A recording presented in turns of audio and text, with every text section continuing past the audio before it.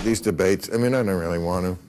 But it is what's going on in the country. And you know, first of all, to me it says Biden knows he's losing. Because else he wouldn't have agreed, right? Only the loser wants to debate. Trump always wants a crowd, so that's different. But this is what's so interesting about it. I've never seen a summer debate, not for the presidential elections. They're always in October, right before the election. This one, I mean, June 27th, it's not even, they haven't had the convention yet. Well, they're not getting any younger. They why wait? That's a great point. It's getting worse. Naked in the White House. In the middle of the night, doesn't know who he is. They have to give him a bunch of drugs, a bunch of amphetamines in the morning. Then they've got to drug him at night. Sometimes he's got to, though, he'll like be out for the morning for a while, and then comes back out at night for a ball. That's when there's a real problem. He is on drugs. I have established that. And I know someone who witnessed it. I'm not guessing at this. I know someone personally who witnessed him taking amphetamines. And this was during the 2020 election. Before we talk about debates and this little thing that's been getting kicked around, and of course also the videos with all the jump cuts that the Biden team has released, I want to go ahead and say this right now before we get started, because you see this video is not just going to be about the debates or, of course, why it is that Biden has agreed to debate, even though we all know that there's all kinds of things being pumped into the system, as you guys, for the most part, saw in that earlier clip with Bill Maher, and then you saw Alex Jones at the very end. I'm here to talk about the overall campaign itself and where it is that these people are absolutely screwed at, but don't worry, that will be coming up over the course of this video. But I need to say this because I think that this right here is the most important thing when it comes to politics, being the voter. Don't listen to so much what they say. Look at what they actually do. Before we get started, let's look at our favorite Southern liberal Carl completely lose his mind. Well, I think it's a big thing. The state is going to rest. And I can't get the words out of my mouth to sufficiently say what I think is going to happen. I didn't fuck the legalese of it. I don't know. I can't tell you what's going on. I don't think that a lot of the analysis is telling us if the state is proving its case or not. And if the other question that the legal analysts, I always would say, is the documentary ever, does a conviction hang on believing Michael Cohen? Now, I can't believe the prosecution is so stupid that they would leave that is the key thing to take you beyond a reasonable doubt. Like anybody else, I hear a different thing, but I don't know if the state has proven its case or not. And quit fucking leaking stories about you believe polls or you don't believe polls. Who cares if you believe polls or not? What the fuck you want to Alabama Baptist coming down on you? You want to get a visit from the Archbishop? Jesus, gets homeowners relief. Attack the fucking price rigging in all companies, pregnancy registers. Fuck them. It took a while for me to get there, but once again, though, I got to be the person pointing out that Carville's the only person on that side of the aisle who even has an understanding on actual strategy itself. Now, you guys already know where I'm leaning at. You guys already know who I'm voting for, and obviously you guys can see the person who says that, look, I think my opponent needs a drug test, especially given what was released, especially looking at Joe's eyes. I think that is more than justified for a drug test to be requested. But still at the same time, though, you've got a lot of people out there who are speculating, of course, stuff like, I think the real reason why they're doing this debate in June is being done so that way Democrats can, of course, go swap him out, of course, like many people are suggesting. But we'll get to that a little bit later on in this video, and I'll give you guys my thoughts on that, because obviously Bill Maher, he had a segment this weekend. You guys obviously saw a little bit of that, and you guys know me. I'm not above actually talking about Bill Maher, where he gets it wrong or where he gets it right. But I always remind people exactly who the hell he really and truly is. He's a person who, quite frankly, is coping and living with the policies that he, quite frankly, pushed for so long. Literally decades. He's been pushing these policies for decades, and now he's a little bit concerned that he's got to live in it. And of course, by living it, he's obviously coping with it. But that's a different topic altogether. So where do we start at? So this right here is what's happened. Last week, Trump says, look, I want to debate. I want to debate Biden. Biden's been kind of moving back and forth on this issue for a while. His campaign, of course, does not really want him to do that because we all know how Joe looks. There's even this little bit from the Morehouse speech that he gave this weekend. You guys can obviously see, I'm going to play it over and over again for a little bit here in the B-roll footage. You can obviously see exactly how slow he is, especially when it comes to just good old-fashioned clapping. By the way, that right there was during a moment where a student was calling for an end to the situation in the Middle East between Israel and the Gaza Strip. And of course, you already know where these people actually lie at. And there's also this other one of a student who's got his back turned to Biden. Biden is hemorrhaging support in all areas. And of course, CBS released their new round of polling. However, there is one poll here that I'm looking at that involves Carrie Lake, which is also going to come up a little bit later on this video. Not because it's fake or anything like that. It's just because it's exactly what I've been thinking. Someone like Carrie Lake does not need to be in the Senate. She needs to be like, I don't know, maybe Trump's press secretary, maybe on the campaign, maybe communications director, something like that there. I'm pretty much all in for putting Matt Lamb in that spot because the last thing you would want is Donald Trump to get elected without having the U.S. Senate or having a Senate that's willing to work with him. We kind of ran into that problem back in 2016. But of course, there are people who do get emotional on the right too. We'll be talking a little bit about that on Tuesday in the rights issue with Israel. So we'll talk about that a little bit more in that video there. But the point is this right here. Why in the world would Biden agree to do this? Well, some people are obviously speculating, and one of these people who are speculating this is Bill Maher, in fact, that they're really doing this because they want to see if they can swap him out. Let's take a look. The guy who has more to prove is Biden. I think Trump is a known commodity. They know he's going to be an asshole. He's going to be lurking and growling and not obeying the rules and everything else. But Biden, they want to see proof of life. Yeah. Well,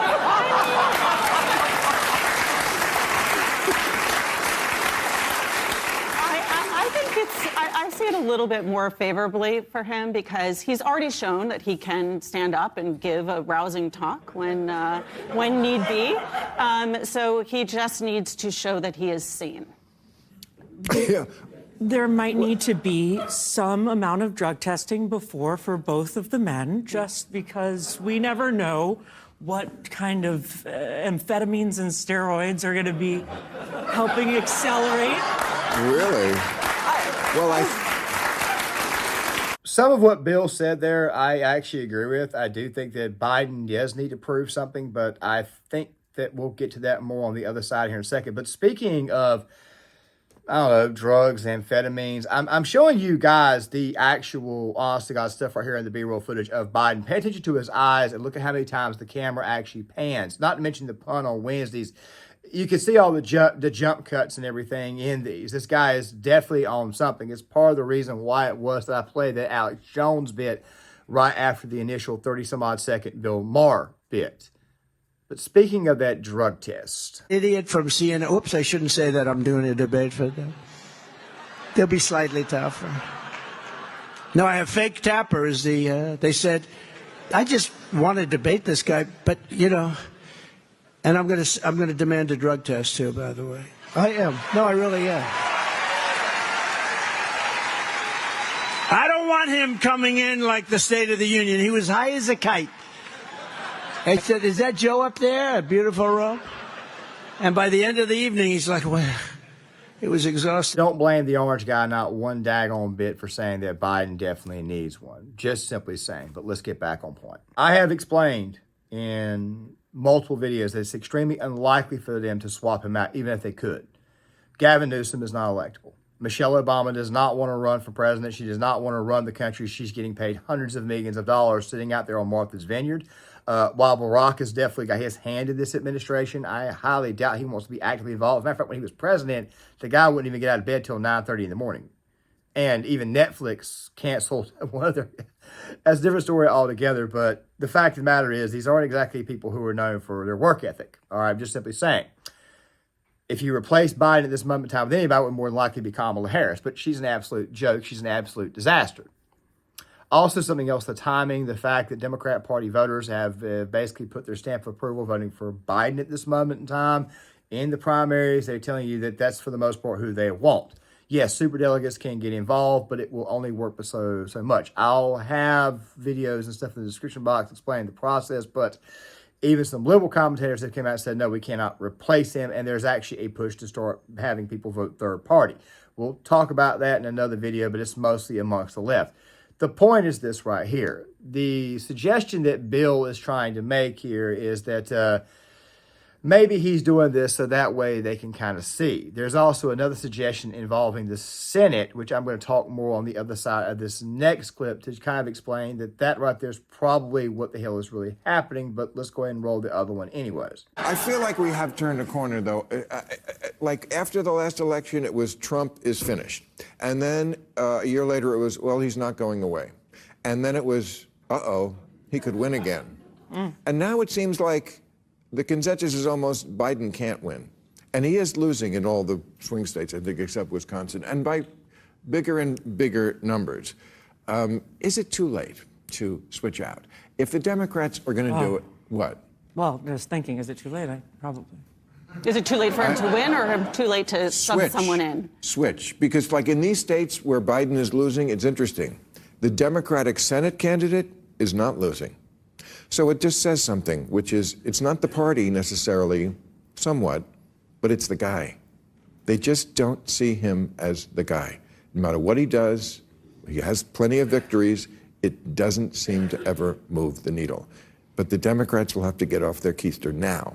Now. Or, I mean, look at the actuarial tables and sort of there is the chance that, well, we're not rooting for that. No, we're not rooting for that. I'm That sorry. one of them will die. Just realistically. Okay, yeah. Yeah, right. Okay.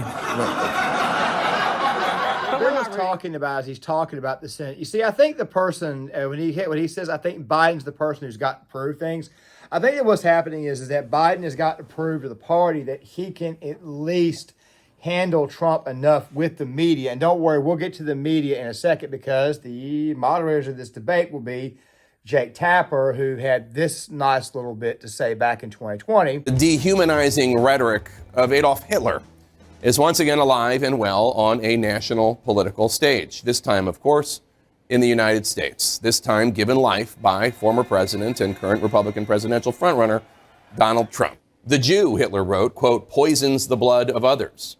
This, according to Hitler, posed an existential That wasn't threat. 2020. That was last year. But we'll get to that here in a second.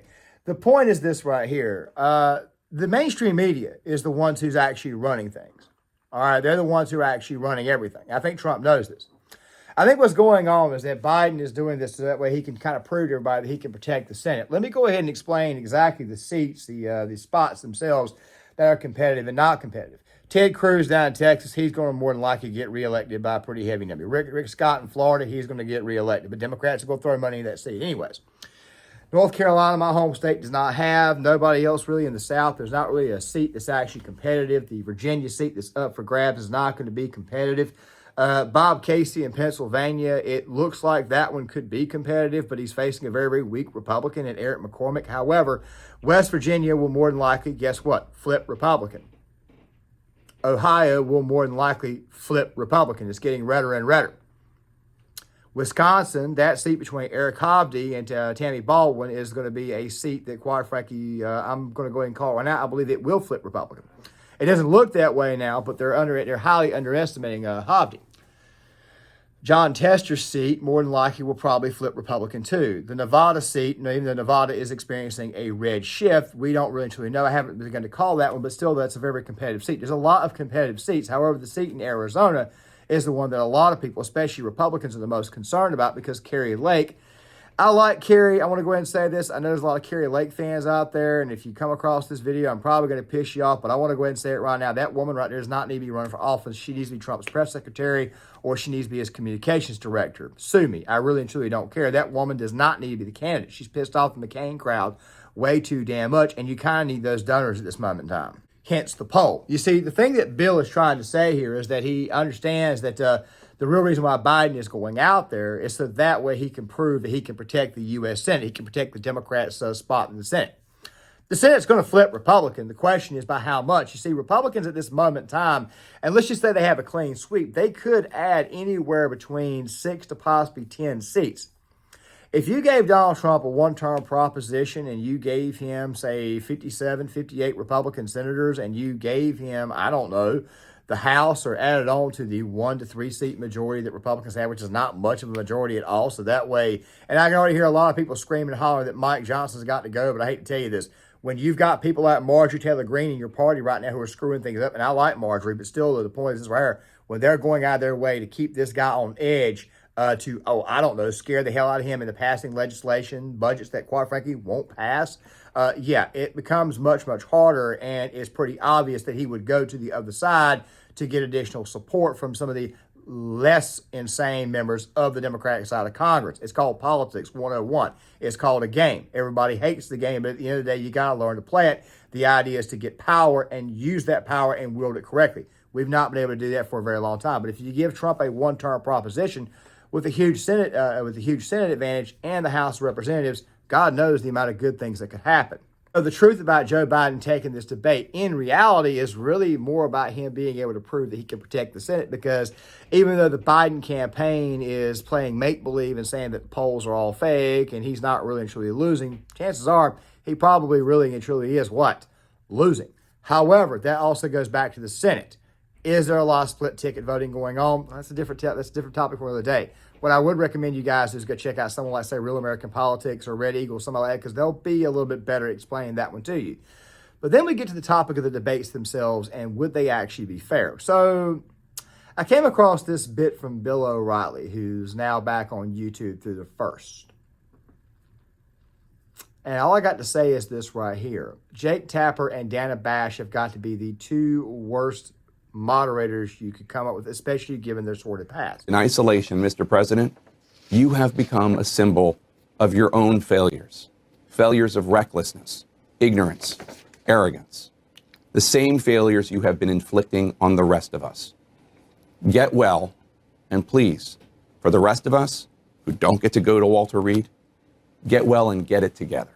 That right there is only a little bit. Trump got blamed for everything during COVID. These people didn't even bother to blame the country that let the thing out in the first place. I understand the lockdowns, all that type of stuff there, but I think that Bill here actually hits it on the head with just the reaction. So using Trump's illness to bash him, that's really cheap. And that's what he did almost every day. But here's something even worse. This happened last September on the 18th. Go. Leading this hour, with 4 weeks until Iowans cast the nation's first votes in the 2024 presidential race, the dehumanizing rhetoric of Adolf Hitler is once again alive and well on a national political stage. This time, of course, in the United States. This time given life by former president and current Republican presidential frontrunner Donald Trump. The Jew, Hitler wrote, quote, poisons the blood of others. This, according to Hitler, posed an existential threat to Germany because, quote, all great cultures of the past perished only because the originally creative race died out from blood poisoning, unquote. There's really no other way to say it. Donald Trump's language mirrors this directly. We're not going to bring up the fact that the border crisis is obviously a problem. This is what you can expect out of your mainstream media, especially CNN. But of course, a lot of people have gone on record to say that Tapper himself is an absolute horrible human being. So I personally expect, and I honestly believe that this right here is going to be the case, that when they have that debate, you're obviously going to see Biden hopped up on drugs like this right here, and you're obviously going to see them going out of their way to help him out. It's when they can't help him out anymore is then they would get desperate. But as I've explained before, you're more than likely not going to be able to replace him, especially at this point. But let's let Bill finish this last part. Again, this is just vile. And on a personal note, because I always want to tell you the truth, I despise Jake Tapper. I have for years. I wouldn't spend 10 seconds in his presence. And last night I was in the presence of a bunch of CNN people. And I'll tell you about that in the final thought on this broadcast. But to have this man as a moderator, number one, tells the country that CNN doesn't have any personnel. They have nobody who can do the debate, and that's true. Now, there may be some dayside people who could handle it. And this Erin Burnett, I think, could probably do it. I think she's intelligent. The part about him saying that CNN does not really have anybody else, they do have other people. Anderson Cooper does not like Donald Trump. Anderson Cooper obviously did not vote for Donald Trump. But I think Anderson Cooper would be a much, much better moderator. I think that Wolf Blitzer would be a little bit more fair. Even though Wolf Blitzer's always obviously a turd. Do you guys remember that moment back in 2012 where Candy Crowley practically helped Obama out? You see, what they're doing is they're showing you exactly who the hell they really and truly are. They're showing you that it's not so much the fact that these people have very, very bad intentions, but they're actually pretty daggone lazy.